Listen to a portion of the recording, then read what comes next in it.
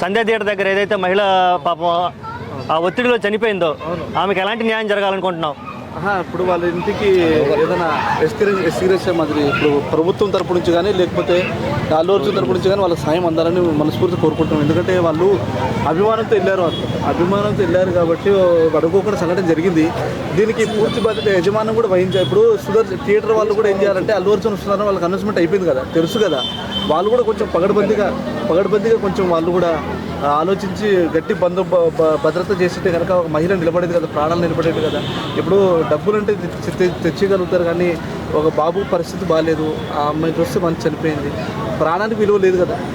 డబ్బులు సంపాదించుకుంటారు కానీ మళ్ళీ ప్రాణం తిరిగిపోయిన రాదు. కాబట్టి దీనికి అంటే ప్రధానంగా ఎవరి నిర్లక్ష్యం అనుకుంటున్నావు ఇక్కడ?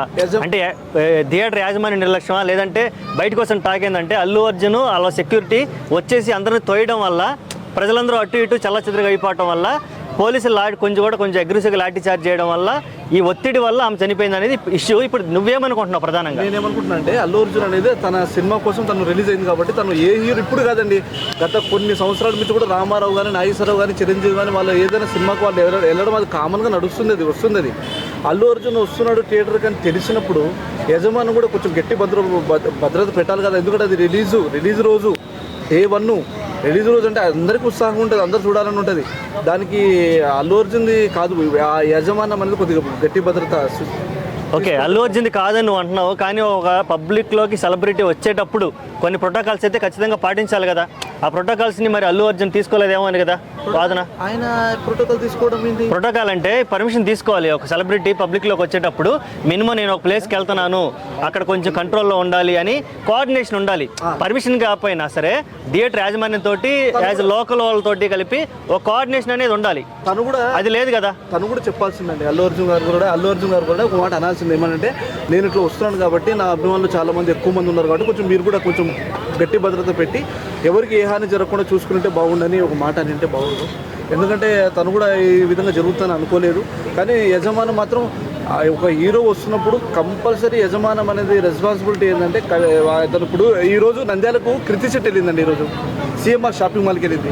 ఒక లేడీస్ వెళ్తేనే అంతమంది జనాలు ఎగబడుతున్నప్పుడు, ఒక పాపులర్ హీరో ఒక ఐకాన్ స్టార్ వెళ్తున్నప్పుడు ఎంతమంది జనాలు చూస్తారండి మీరు చెప్పండి అన్న.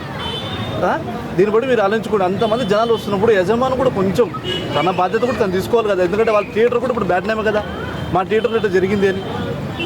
ఇప్పుడు చూడు, సర్కార్ ఇప్పుడు తెలంగాణ సర్కార్ ఒక నిర్ణయం తీసుకుంది. ఏమని తీసుకుంది? ఈసారి ఎప్పుడైనా సరే ఏదైనా ప్రీమియర్ షో వేసేటప్పుడు ముందు ప్రభుత్వం నిర్ణయం తీసుకొని ఆ తర్వాత వేయాలని ఒక అనౌన్స్మెంట్ చేసింది. ఓకే, ఇందులో పోలీసుల వైఫల్యం ఏమైనా కనిపిస్తుందంటారా? తప్పకుండా ఉంది. యజమానం ఉంది, పోలీసులతో కూడా ఉంది. పోలీసులు కూడా కొంచెం నిఘా పెట్టి ఉండాల్సింది, ఒక ప్రాణాన్ని పోకుండా కాపాడితే బాగుందని మా ఉద్దేశం.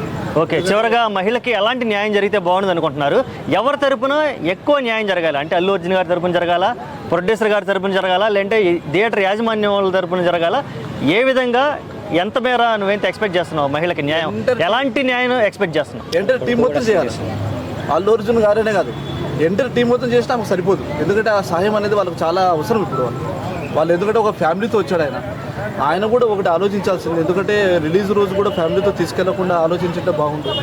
ఎందుకంటే అంత రద్దీ ఉంటుందని తెలుసు, ఆయన కూడా తెలుసు. ఆల్రెడీ అది చాలా ఇంటర్నేషనల్ ఫిలిం 12,000 థియేటర్లో రిలీజ్ అవుతుందని అందరూ అనౌన్స్మెంట్ చేశారు. భారీగా అంచనాలతో వస్తుందని తెలిసి కూడా ఆయన ఫ్యామిలీతో వెళ్ళడం ఆయన వేసిన రాంగ్ స్టెప్. అది కూడా వెళ్ళకుండా కొద్ది రోజులు ఆగింటే బాగుండు. ఒక 15 రోజులు 20 రోజులు, ఒక 20 days ఆగినా కూడా ప్రశాంతంగా తన భార్యను తను ప్రాణాన్ని నిలబెట్టుకునేటోడు, తన బాబును నిలబెట్టుకునేటోడు కదండి. ఇప్పుడు చూడు, ఎంత సినిమా పక్కన పెడితే సినిమా ఈ రోజు కాదు రేపైనా చూస్తారు, కానీ తిరిగి జరిగిపోయిన ప్రాణ నష్టం పేరు తిరిగి ఇవ్వలేరు కదా.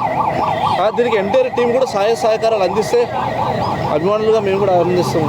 ఓకే, నెక్స్ట్ టైం ఇటువంటి జరగకుండా ఉండాలంటే అది ఏ సినిమాకైనా కానీ అప్పుడు నువ్వు అసలు ఏం చెప్పాలనుకుంటున్నావు? ఒక హీరోకి, ఒక థియేటర్ యజమానికి కోఆర్డినేషన్ ముఖ్యంగా ఉండాలి. ఏదంటే హీరో కూడా ఏమంటారంటే, ఈసారి నుంచి మేము వస్తున్నాం అనగానే మీరు ముందు మమ్మల్ని ఎంట్రన్స్లో నుంచి కాకుండా ఒక బ్యాక్ సైడ్ ఎక్కడి నుంచి కనపడకుండా తీసుకొచ్చే సెక్యూరిటీ మీదే, పూర్తి బాధ్యత మీదని వాళ్ళు కోఆర్డినేషన్ చేసుకుంటే ఇక మీదట ప్రాణ నష్టాలు జరగకుండా అందరూ మంచిగా ఉంటారని మేము ఆశిస్తున్నాం. అసలుకి సంధ్యా థియేటర్ దగ్గర ఇటువంటి ఎపిసోడ్ జరగడానికి గల మూల కారణం ఏంటంటే mega family versus Allu army అనేది వినిపిస్తుంది. ఎందుకంటే మెగా ఫ్యామిలీ ఎవరు సపోర్ట్ చేయట్లేదు కాబట్టి మా అల్లు ఆర్మీ మేము ఉన్నాము, మాది మేము చూపించుకోవాలి, మేము ఎంతమంది వచ్చామని ప్రౌడ్గా ఫీల్ అవ్వాలి అనే ఇంటెన్షన్ తోటి కావాలని ఎక్కువ మంది ఎక్కడెక్కడి నుంచో పిలిపించుకొని ఫ్యాన్స్ని ఇదంతా జరిగింది అనేది ఒక వాదన. దీని మీద నువ్వే ఉంటావు? దీనికి సంబంధమే లేదంటారు. అసలు ఏంటంటే మెగా ఫ్యామిలీ అంటేనే మెగా ఫ్యామిలీలో అందరూ మెగా ఫ్యామిలీ వాళ్ళందరూ కూడా ఒక చిరంజీవి లేని అల్లు అర్జున్ ఎక్కడి నుంచి వచ్చాడు, చిరంజీవి అంటే చిరంజీవిని అభిమానించిన వాళ్ళు అల్లు అర్జున్ కూడా అభిమానిస్తారు. ఇది ఇది అభిమానులు చేసింది కాదండి. కాకపోతే యజమానం నిర్లక్ష్యం వల్ల జరిగిన ప్రాణ నష్టాలు.